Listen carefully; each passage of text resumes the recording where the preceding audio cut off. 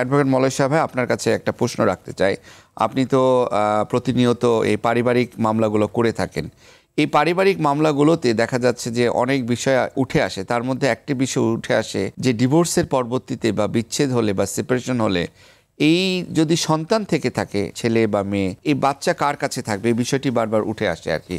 তো এই বিষয়ে আমাদের শরিয়া আইনে কি বলেছে? যুগের তাগিদে সময় পরিবর্তনে আমাদের এই সেপারেশনের হারটা যেমন বাড়ছে, সেরকম বিচ্ছেদ পরবর্তীতে সন্তানদের নিয়ে টানা হেসরাটও বাড়ছে। কে কার কাছে থাকবে সেটা কখনোই কাম্য না। আমরা কখনো চাইনি যে এরকম সমাজটা হোক, এবং আমাদের কিন্তু আজ থেকে কিছুদিন আগেও কিন্তু এমন অবস্থা ছিল না।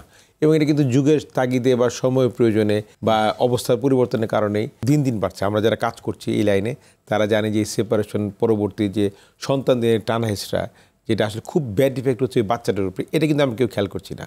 তো আপনার প্রশ্ন তো সূত্র ধরে বলি, মুসলিম ধর্মের জন্য যারা ধর্মাবলম্বী তাদেরকে শরীয়তের আইন ফলো করতে হয়, এটা হচ্ছে নর্মাল নিয়ম।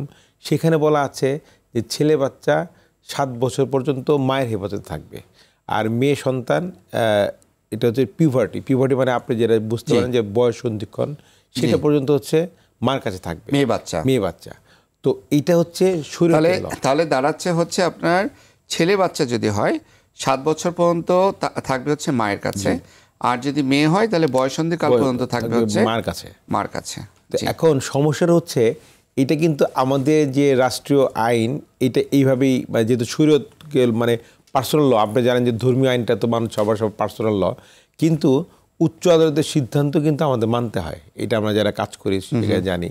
সেখানে কিন্তু বলা আছে যে আমরা যে 7 BLC-কে এখন আমরা যে সিদ্ধান্তটি এসছে সেটাকে আমরা ফলো করি। সেখানে কিন্তু বলা আছে এইজ ওল্ড থিওরি, এই থেকে বেরিয়ে এসে বাচ্চার ওয়েলফেয়ার, বাচ্চার মঙ্গল, যেখানে বাচ্চা থাকবে সেখানে। উচ্চ আদালতে এরকম সিদ্ধান্ত আছে 3.5 বছর মেয়ে বাচ্চাকে বাবার জিম্মায় দেওয়া হয়েছে, আবার 7 বছরের উপরের ছেলে বাচ্চাকেও মার জিম্মায় দেওয়া হয়েছে।